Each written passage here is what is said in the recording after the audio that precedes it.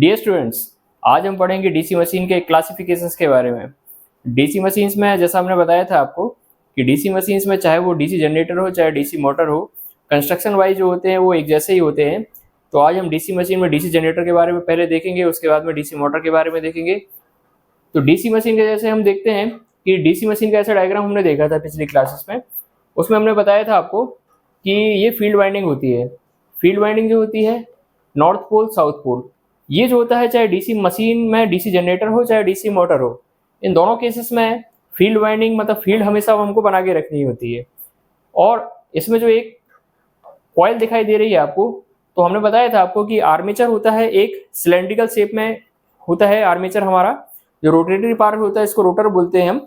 और वही रोटर की एक कॉइल जो है हम यहाँ पे निकाल कर एक रिप्रेजेंट करने के तौर पर यहाँ पे लेके हम आपको डायग्राम से बताया जाता है। ठीक है, यहाँ पर आर्मेचर की जो एक कॉइल है, इसमें जब फ्लक्स फ्लो होता है तो जनरेटर के केस में जब इस कॉइल को घुमाया जाता है तो इससे हमारा डीसी जनरेट होता है, जो कि यहाँ पे लोड को हमको सप्लाई जो है प्रोवाइड करता है।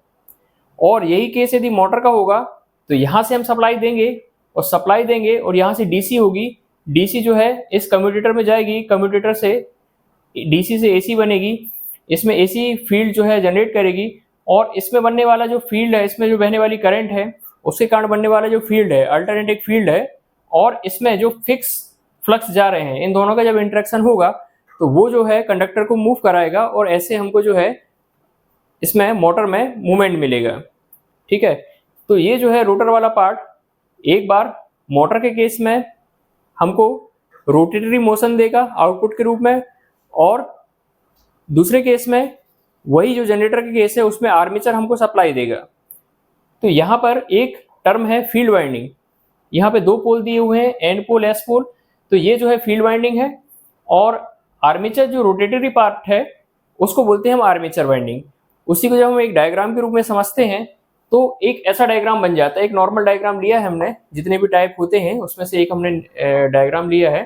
तो इसमें जैसे ये रिप्रेजेंटेशन जो है ये आर्मेचर को रिप्रेजेंट करता है, ये ऐसा सिंबल जो है ये आर्मेचर को रिप्रेजेंट कर रहा है ना। इसके अक्रॉस जो वोल्टेज होता है वो होता है EA, और इसमें जो रेजिस्टेंस होता है उसको हम रिप्रेजेंट करते हैं RA। RA इस आर्मेचर का रेजिस्टेंस होता है। ये जो होती है फील्ड वाइंडिंग होती है।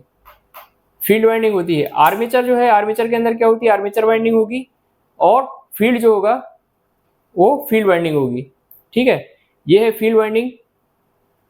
और आर्मेचर में बहने वाला करंट जो है उसको बोलेंगे हम आर्मेचर करंट।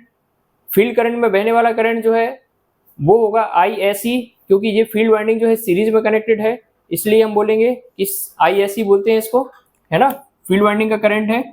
इसी में यदि ये शंट में कनेक्टेड होगी यही वाइंडिंग तो उसको हम बोलेंगे ISH, है ना। इससे हमको ये पता चलता है कि ये सीरीज में बहने वाला करंट है या फिर शंट में बहने वाला करंट है। ये जो है लोड करंट, मोटर के जनरेटर के केस में जो हमको टर्मिनल है उस पर वोल्टेज मिलता है, तो यहाँ पे जो टर्मिनल पे वोल्टेज हमको मिल रहा है और उसमें जो करंट फ्लो हो रही है वो होगी लोड करंट, और मिलने वाला वोल्टेज जो होगा वो क्या बोलेंगे हम उसको, लोड वोल्टेज।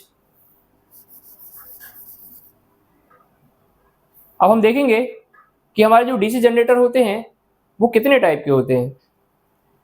तो डीसी जनरेटर जो होते हैं उसका क्लासिफिकेशन हम ऐसे करते हैं कि कुछ जनरेटर जो हैं वो परमानेंट मैग्नेट टाइप बनाए जाते हैं।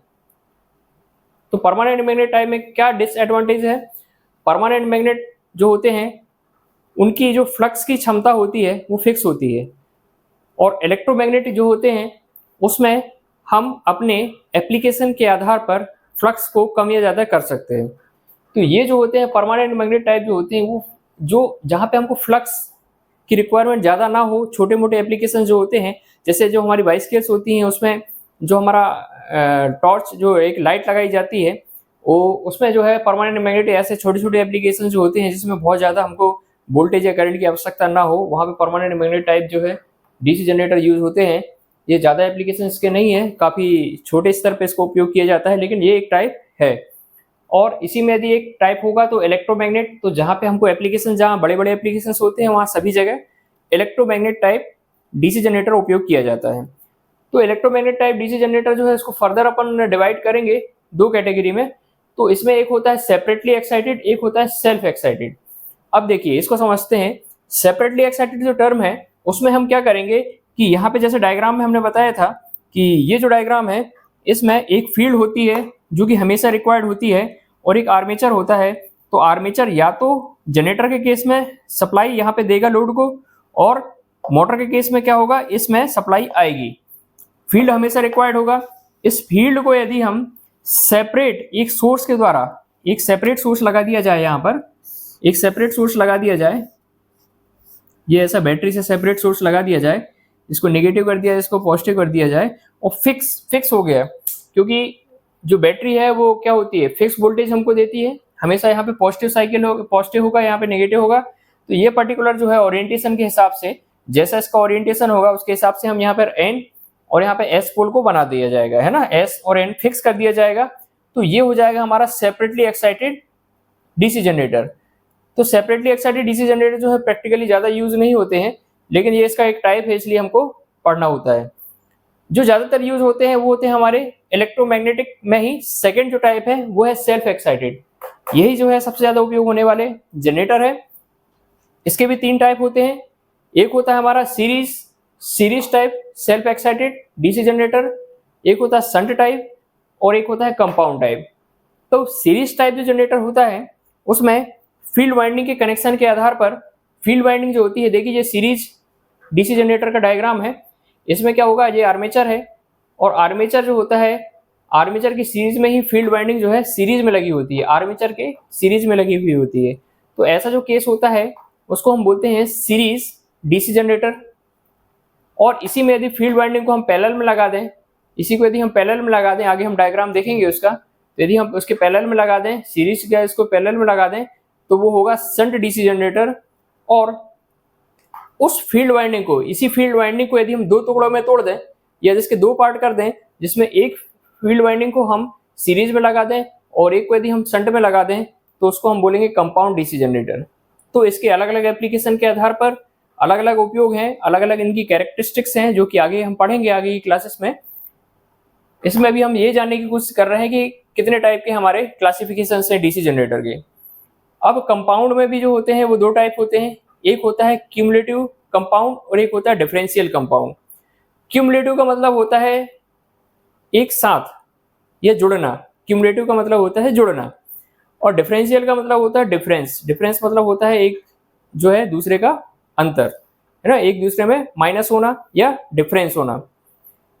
तो क्यूमुलेटिव का मतलब ये होता है, जैसे कि हमने पिछली क्लासेस में आपको बताया था कि हर एक जो कंडक्टर है, जैसे, है ना, ये कंडक्टर है, ये कंडक्टर है, और इसमें एक ओरिएंटेशन यदि किया जाए इसका,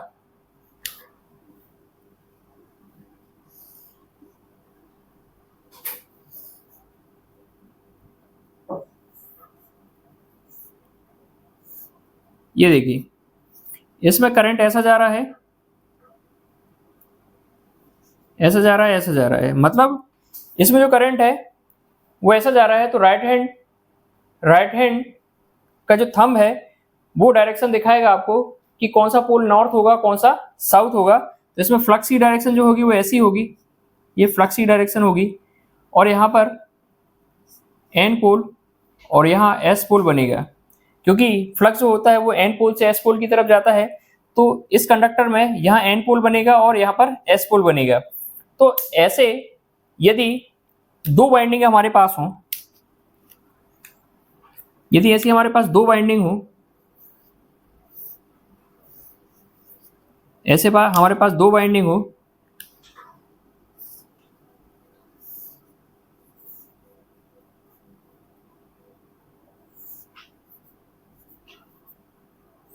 इसमें भी ओरिएंटेशन सेम है। ओरिएंटेशन मतलब वाइंडिंग को हम कैसे उसमें मूव करा रहे हैं उसको बोलते हैं हम ओरिएंटेशन। इसका ओरिएंटेशन इसके जैसा है। तो यदि इसमें भी डायरेक्शन जो है करंट की ऐसे बाहर की तरफ से उंगलियों से हम रिप्रेजेंट कर सकते हैं, क्योंकि इसमें बाहर से करंट जा रहा है, ऐसे अंदर से घुमाते हुए कंडक्टर को पीछे से, है ना। तो इसका डायरेक्शन भी कैसा होगा, राइट हैंड थंब के डायरेक्शन में फ्लक्स का डायरेक्शन होगा, तो ये होगा फ्लक्स का डायरेक्शन। तो यदि इसको 1 बोल दें और इसको 2 बोल दें, तो ये दोनों फ्लक्स जो है एक दूसरे को सपोर्ट कर रहे हैं। ये दोनों फ्लक्स जो होंगे वो क्या करेंगे, एक दूसरे को सपोर्ट कर देंगे। और इसमें करंट की डायरेक्शन यदि चेंज कर दी जाए तो ये फ्लक्स जो है दोनों अपोजिट में हो जाएंगे, और अपोजिट में हो जाएंगे तो ये दोनों फ्लक्स जो है एक दूसरे को अपोज करेंगे। तो ये दोनों फ्लक्स जो होंगे, यदि वाइंडिंग में कंपाउंड है, कंपाउंड का मतलब क्या होता है कि एक सीरीज में भी वाइंडिंग लगी हो, फील्ड वाइंडिंग जो है एक सीरीज में लगी हो, और फील्ड वाइंडिंग एक शंट में भी लगी हो। ये दोनों फील्ड वाइंडिंग का कॉम्बिनेशन ऐसा बनाया जाए कि वो दोनों के फील्ड जो है एक दूसरे को सपोर्ट करें, तो वो हम बोलेंगे क्यूमुलेटिव कंपाउंड डीसी जनरेटर। और यदि उसी केस में उनका ओरिएंटेशन ऐसा हो कि दोनों के फ्लक्स जो हैं वो एक दूसरे के फील्ड को अपोज करें, दोनों के फ्लक्स जो हैं अपोज करें, तो ऐसी जो है डीसी जनरेटर जो होते हैं उनको हम बोलेंगे डिफरेंशियल टाइप। इन दोनों में फर्दर क्लासिफिकेशन होता है शॉर्ट शंट और लॉन्ग शंट। शॉर्ट शंट और लॉन्ग शंट, इसको आगे हम डायग्राम के माध्यम से समझेंगे। तो अभी सबसे पहला केस जो है उसको हम समझते हैं कि पहला जो है सीरीज, ये वाला केस जो है इसको हम समझ रहे हैं डायग्राम के माध्यम से कि इसके कैसे जो अपने फॉर्मूलेज हैं वो कैसे डेराइव कैसे जो है इसमें लिखे जाते हैं। तो इसमें हमारा जो आर्मेचर है, फील्ड वाइंडिंग जो है आर्मेचर के सीरीज में लगी हुई है। सीरीज में लगे होने के कारण जो करंट है ये आर्मेचर है, और हमने इसमें बताया था आपको इस डायग्राम में आर्मेचर जो है, यदि जनरेटर का केस है तो यही आर्मेचर जो है क्या करेगा, वोल्टेज जनरेट करेगा, और यहाँ से होता हुआ कम्यूटेटर से होता हुआ लोड में जाएगा। तो लोड में जाएगा तो यही जनरेटेड वोल्टेज जो है वो लोड में जाएगा। यहाँ जनरेट हो रहा है और यहाँ पे लोड में पहुंच रहा है। तो इस केस में भी यहाँ पर यही जो आर्मेचर है वो ये है। तो ये जो है वो जनरेटेड वोल्टेज है, इसमें जनरेट होने वाला वोल्टेज है जो कि कहाँ जाएगा, लोड में जाएगा। लेकिन लोड में जाने के पहले इसमें जो आर्मेचर का स्वयं खुद का रेजिस्टेंस है और फील्ड का रेजिस्टेंस जो है, मतलब जो फील्ड वाइंडिंग है उसका रेजिस्टेंस जो है, उसमें कुछ ना कुछ वोल्टेज ड्रॉप हो जाएगा। तो यहाँ पर ए का voltage as it is VL में ना पहुंच के थोड़ा कम वोल्टेज यहाँ पे पहुंचेगा।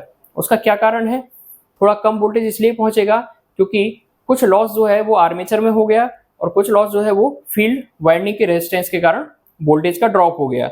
इन दोनों का ड्रॉप माइनस कर दिया जाए तो हमको लोड का वोल्टेज मिल जाएगा। तो यहाँ पे हमने इक्वेशन बनाई है, क्या है, EA।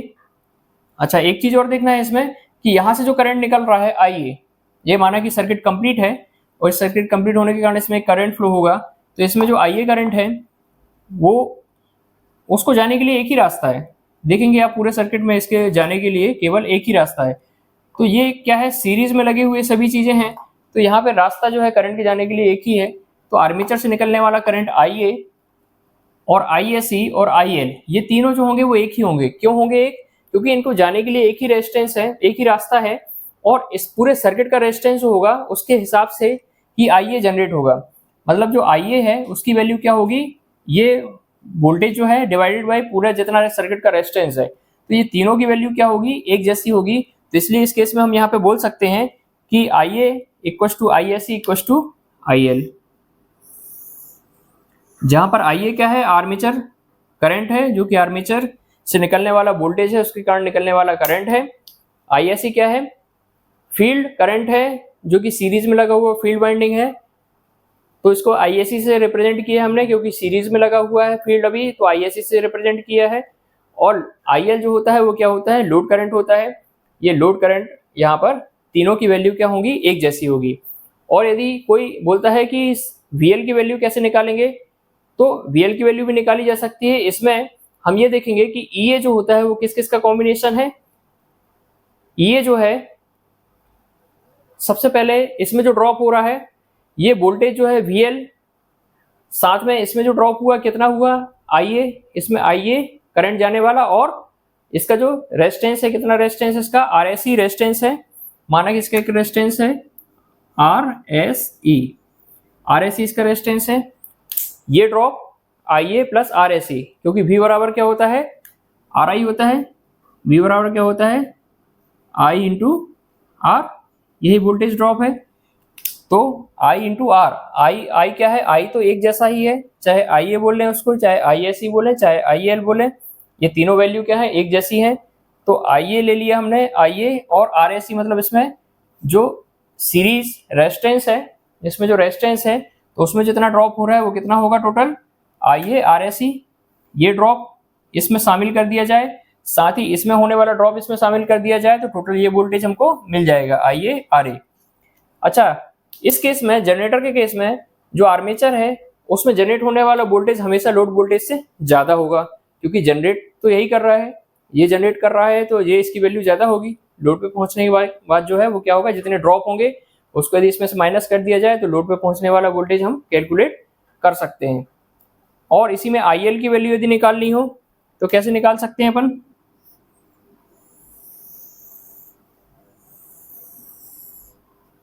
इसी में यदि आई एल की वैल्यू निकालनी है तो कैसे निकाल सकते हैं, आई एल निकालना है तो हम क्या करेंगे, ई ए माइनस बी एल करना पड़ेगा हमको। आई एल बोले इसको, चाहे आई ए बोले, या इसको आई एस सी बोले, तीनों एक ही बात है। तो इसमें हम क्या करेंगे कि ई ए की वैल्यू ज़्यादा है, ई ए माइनस वी एल, ई ए माइनस वी एल, और डिवाइडेड बाई, इसको यदि कॉमन ले लिया जाए तो यहाँ पे क्या बचेगा हमारे पास में, R A plus R S C, R A plus R S C बचेगा। तो ये जो है हमारा आई एल की वैल्यू आ जाएगी।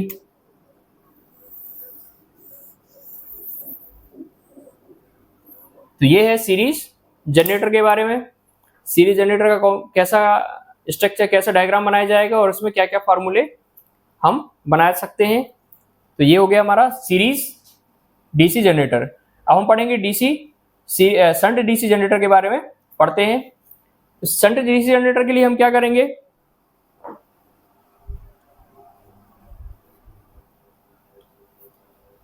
देखिए शंट डीसी जनरेटर में हमने क्या किया कि यहाँ पे जो सीरीज में वाइंडिंग लगी हुई है उसको रिमूव कर दिया, और उसको रिमूव करके हमने आर्मेचर के पैरेलल में लगा दिए। तो ये पैरेलल में लग जाने के कारण इसको बोला जाता है शंट डीसी जनरेटर। ये सेकंड केस देखो, शंट डीसी जनरेटर। इसमें ये बोला जाता है कि यहाँ पे जो शंट होते हैं, इसको सबसे पहले तो हम बोलेंगे R S H. R S H का मतलब क्या हुआ, शंट, मतलब पैरेलल में लगे हुआ रेजिस्टेंस, पैरेलल में जो लगी हुई फील्ड वाइंडिंग है उसका रेजिस्टेंस को कैसे शो करेंगे हम, आर एस एच से शो करेंगे। और ये जो वाइंडिंग होती है ये होती है thin and more number of turns.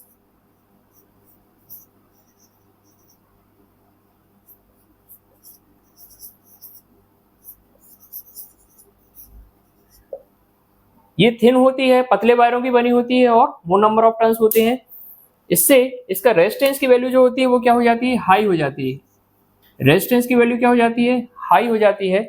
और हाई रेजिस्टेंस होगा तभी आर्मेचर के अक्रॉस जो वोल्टेज डेवलप हो रहा है उसके अक्रॉस जो है एग्जिस्ट कर पाएगा।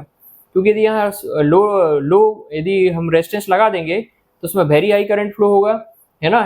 तो इसलिए हम इस केस में क्या होता है, शंट वाइंडिंग जब भी होगी तो यहाँ पे थिन वायर जो यूज होंगे, वाइंडिंग है ना। वाइंडिंग तो हम बोलेंगे कि ये वाइंडिंग जैसे यहाँ पे लगा दी गई तो पोजीशन के हिसाब से तो ठीक है, जो सीरीज की वाइंडिंग है उसको हमने पैरेलल में लगा दिया, लेकिन कंस्ट्रक्शन वाइज ये थिन होगी और मोर नंबर ऑफ टर्न्स होंगे इसमें, जिसके कारण इसका जो रेजिस्टेंस है वो हाई होगा।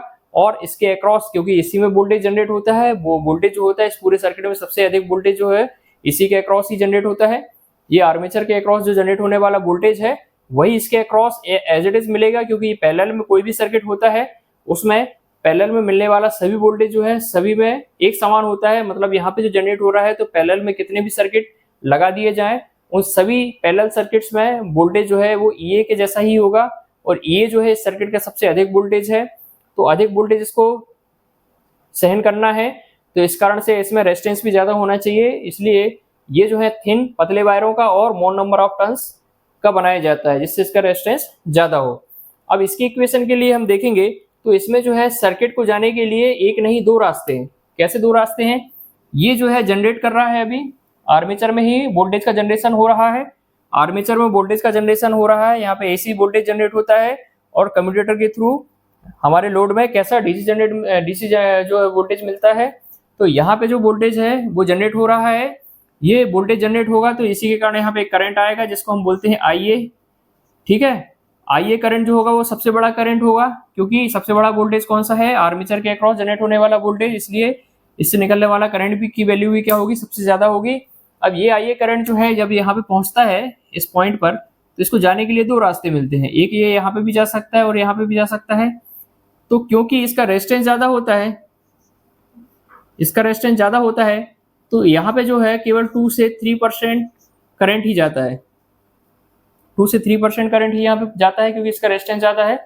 और बाकी पूरा रेजिस्टेंस जो होता है, बाकी जो पूरा करंट है इससे बचा हुआ, वो कहाँ चला जाता है? लोड वाले सर्किट में पहुंच जाता है। तो यहाँ पे टोटल IA की वैल्यू क्या हो जाएगी? तो यहाँ पे IA की वैल्यू जो होगी उसको हम लिखेंगे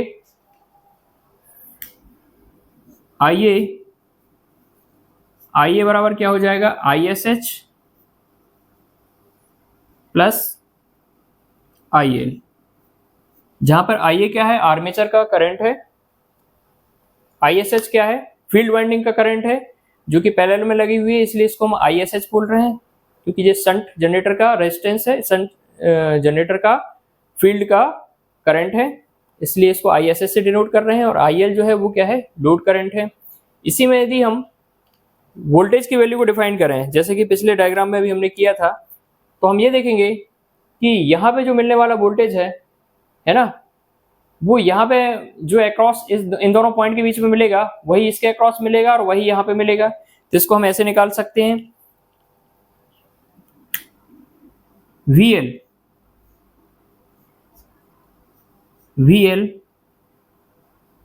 VL को कैसे निकाला जा सकता है? EA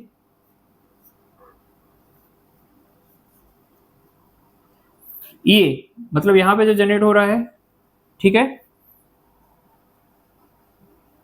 minus IARA। इसके अक्रॉस जितना हो रहा था उसमें कुछ इसके अंदर का रेजिस्टेंस जो है उसने इस करंट को खा लिया, कुछ वोल्टेज ड्रॉप कर दिया, तो बचा हुआ जो वोल्टेज है वो VL के अक्रॉस हमको एज इट इज मिलेगा। और यहाँ पर क्या होता है? EA की वैल्यू ज्यादा होती है, तो EA के बराबर VL तो नहीं मिलेगा, तो VL कुछ कम मिलेगा। कितना कम मिलेगा? IARA जितना ड्रॉप हो रहा है उतना यदि हम EA में से घटा दें तो उतना वोल्टेज हमको लोड के अक्रॉस मिलेगा। ऐसे हम याद रख सकते हैं इसको। और इसी को ये भी बोल सकते हैं, यदि हमको ये वाली वैल्यू दी हो हमारे न्यूमेरिकल में, ISH इंटू RSH, यदि ये वैल्यू दी है तब भी हम क्या निकाल सकते हैं? इसके अक्रॉस की ये वैल्यू निकाल सकते हैं या फिर VL की वैल्यू डायरेक्ट निकाल सकते हैं। तो यदि ये दो वैल्यू दी है तब भी हम VL की वैल्यू निकाल सकते हैं। तो ये पूरा फॉर्मूला जो है वो इसका फॉर्मूला है। अब इसी में यदि हमको IL निकालने के लिए बोल दिया जाए कि IL की वैल्यू क्या होगी, तो कैसे निकालेंगे? देखिए IL की वैल्यू कैसे निकाली जा सकती है?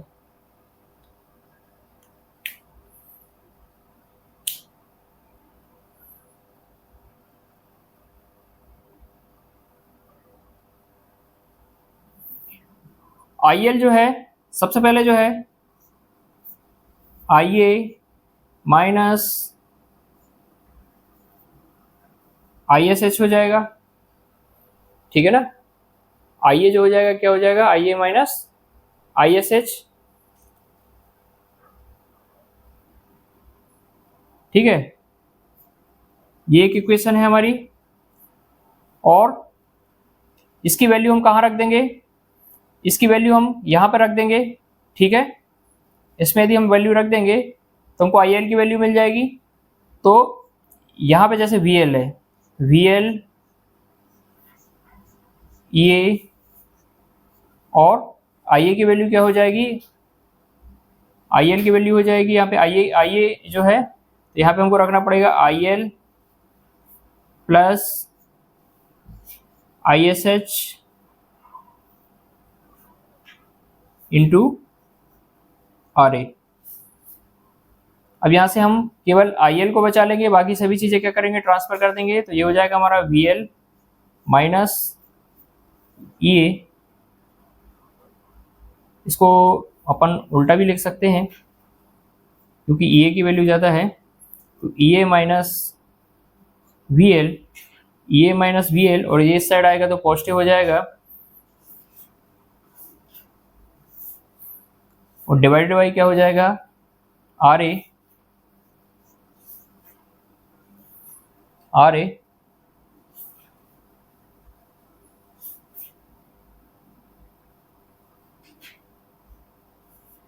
माइनस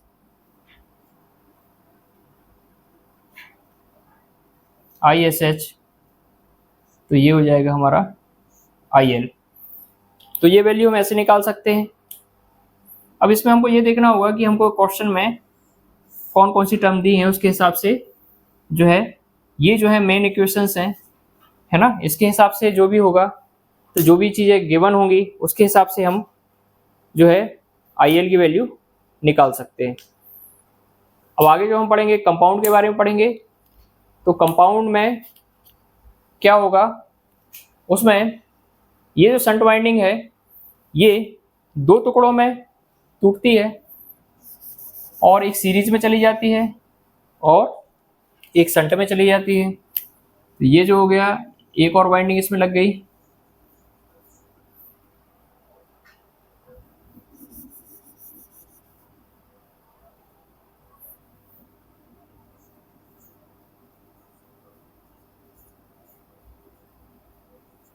कंपाउंड डीसी जनरेटर, इसमें एक जो सीरीज वाइंडिंग है इसको बोलेंगे हम आर एस ई,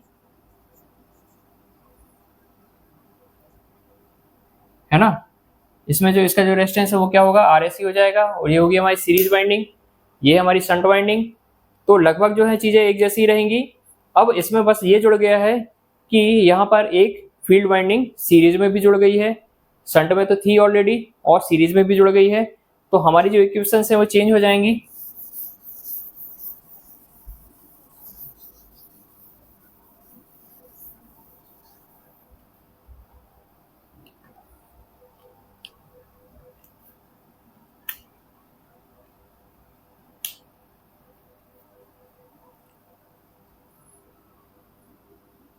अब आई ए बराबर क्या हो जाएगा,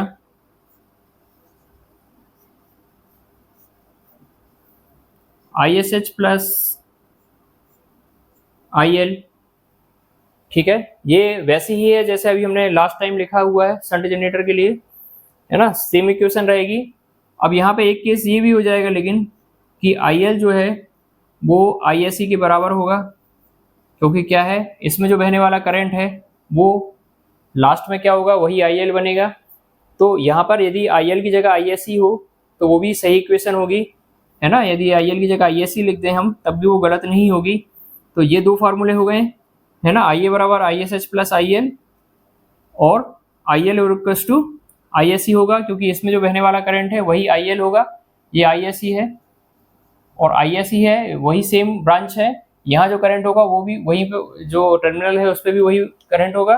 तो I S C equals to I L होगा, और इसमें जो जनरेट होने वाला वोल्टेज है वो चेंज हो जाएगा। इसमें जनरेट होने वाला वोल्टेज है, मतलब ई ए जो होगा, ई ए मतलब जो सबसे बड़ा वोल्टेज है जो जनरेट हो रहा है आर्मेचर में, वो किस किस का कॉम्बिनेशन होगा, तो वो होगा I A R A plus I S C R S E plus V L. ये होगा तीन लोगों का, तीन चीज़ों का कॉम्बिनेशन होगा। आर एस सी की जगह पे आई एस सी की जगह पे आई एल भी रखा जा सकता है, और ऐसे ही हम इन्हीं तीन इक्वेशन से हम वी एल और आई एल की वैल्यू निकाल लेंगे। इसमें हमको ये देखना होगा कि हमको क्वेश्चन में कौन कौन से टर्म्स दिए हुए हैं, उसके हिसाब से हम ये तीन इक्वेशन निकाल लेंगे। तीन इक्वेशन के हिसाब से ही हम क्या करेंगे, वी एल और आई एल की वैल्यू। इसमें जनरली आपको लोड वोल्टेज और लोड करंट ही पूछा जाएगा, इसलिए क्योंकि ये मोटर के जनरेटर के बारे में पूछ रहे हैं, और जनरेटर का मेन आउटपुट क्या होता है, जो टर्मिनल पे मिलने वाला वोल्टेज है और टर्मिनल पे मिलने वाला करंट है, ये इसका मेन आउटपुट है। और उसी में क्वेश्चन को जो है इसी से मतलब होता है कि आउटपुट क्या मिल रहा है हमको, ठीक है। तो इसमें मेन यही है ना, इस इक्वेशन में यही है। इसमें बस ये ध्यान रखना होगा हमको कि ISC की जगह पे, किसी भी टर्म में ISC की जगह पे IL उपयोग किया जा सकता है ना। अब इसमें भी दो टाइप होते हैं, देखिए अब, क्यूमुलेटिव कंपाउंड और डिफरेंशियल कंपाउंड। क्यूमुलेटिव कंपाउंड और अब अगला जो टाइप आता है हमारा कंपाउंड में, cumulative type and differential type. अब इसमें डिफरेंस कुछ नहीं है, अभी जैसे जो डायग्राम बना हुआ है ये जो है, यदि इसको हम क्यूमुलेटिव टाइप मान लें, क्यूमुलेटिव टाइप का क्या मतलब होता है कि इसमें जो बनने वाली फील्ड है और इसमें बनने वाली जो फील्ड है वो एक दूसरे का सपोर्ट करें, है ना, वो इसका सपोर्ट करें। तो बाय डिफॉल्ट जो है हम ये मान के चलते हैं कि हर एक जो जनरेटर है वो क्यूमुलेटिव टाइप है। यदि हमने कुछ भी मेंशन नहीं किया है तो हम ये मान के चलेंगे कि क्यूमुलेटिव टाइप डायग्राम है। जैसे एक डीसी जनरेटर है कंपाउंड टाइप, है ना, कंपाउंड डीसी जनरेटर है, इसमें जो फील्ड होंगी वो एक दूसरे को सपोर्ट करेंगी, है ना। और यदि वो स्पेसिफाई करता है कि डिफरेंशियल टाइप बनाना है, तो डिफरेंशियल टाइप बनाना है तो बस वो इतना इस डायग्राम में डिफरेंस आएगा कि इसमें जो किसी भी एक वाइंडिंग है उसमें बहने वाला जो करंट है उसकी डायरेक्शन हम चेंज कर देंगे। तो चेंज कर देने से इसमें बनने वाला फ्लक्स और इसमें बनने वाला फ्लक्स जो है अपोजिट हो जाएगा, और वो जो फ्लक्स है वो एक दूसरे का क्या करेंगे, अपोज करेंगे। तो यदि इसी डायग्राम में यदि हम यहाँ से एक वायर लाके इससे जोड़ दें और यहाँ का जो वायर है वो ले जाके यहाँ जोड़ दें, तो ये जो बन गया हमारा cumulative type differential type compound जो हो गया, मतलब डिफरेंशियल टाइप बन गया। अब इसमें क्या होगा, करंट जो है वो यहाँ से जाएगा और ये ऐसी डायरेक्शन जो थी तो डायरेक्शन कैसी हो जाएगी, ऐसी हो जाएगी, ये ऐसी हो जाएगी, तो ये जो जाएगा डिफरेंशियल। तो इसके लिए कुछ अलग से फॉर्मूला नहीं होगा, फॉर्मूले तो जो रहेंगे वो सेम रहेंगे, है ना। कंपाउंड का फॉर्मूला जो है सेम रहेगा, चाहे वो डिफरेंशियल हो या क्यूमुलेटिव टाइप हो, वो एक वाइंडिंग के ओरिएंटेशन के बेस पे डिफरेंस है। लेकिन इसमें जो अगला जो हमारा टर्म आ रहा है शॉर्ट शंट और लॉन्ग शंट, इसमें जो शॉर्ट शंट है और लॉन्ग शंट है इसमें हमारे फार्मूले चेंज हो जाएंगे। तो उसको कैसे बनाएंगे, उसको हम देखते हैं कि शॉर्ट शंट कैसे होता है, लॉन्ग शंट कैसे होता है। इसमें अभी जो डायग्राम बनाते हैं हम, ये जो डायग्राम बना हुआ है अभी, इसको हम बोलेंगे लॉन्ग शंट।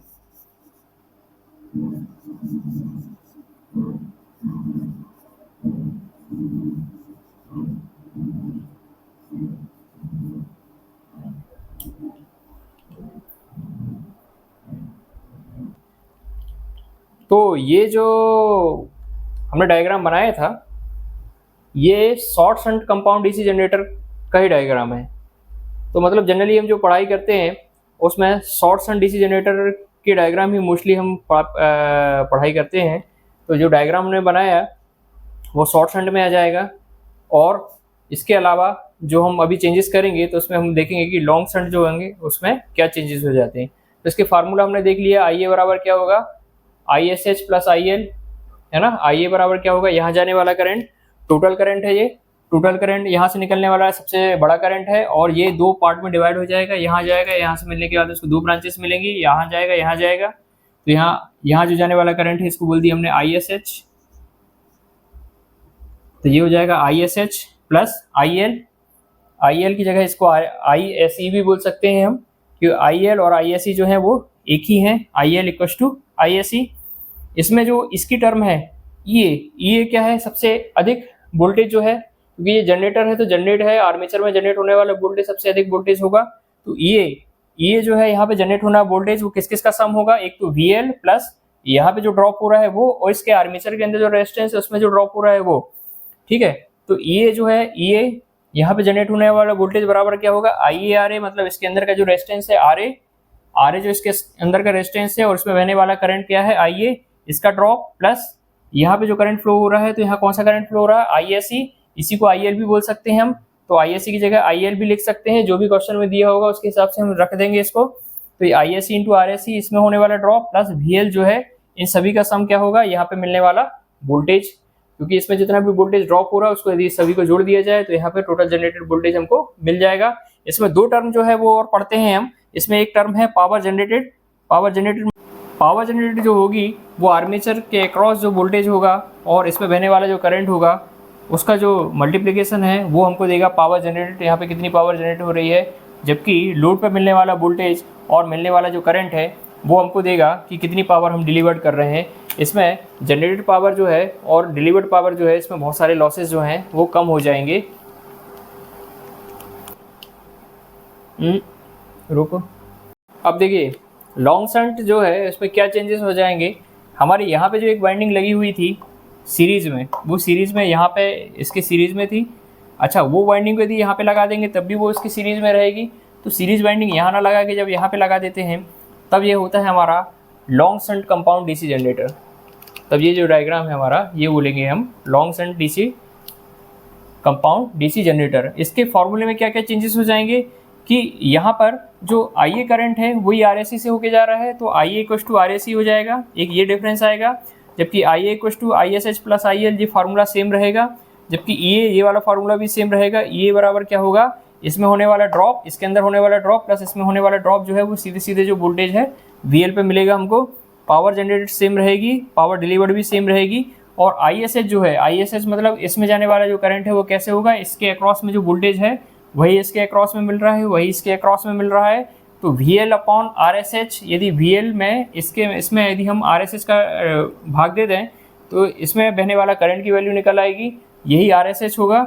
और यदि इसको दूसरे टर्म में देखा जाए तो इसमें जो टोटल वोल्टेज है VL की वैल्यू क्या है, EA - IA + RAC है ना। और इसमें एक टर्म और आएगा -IA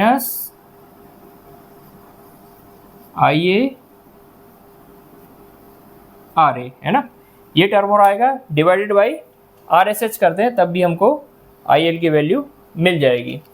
तो ये सब था हमारे DC जनरेटर के बारे में। अभी हम DC मोटर के बारे में पढ़ेंगे कि उसके कितने टाइप होते हैं और डिफरेंट डायग्राम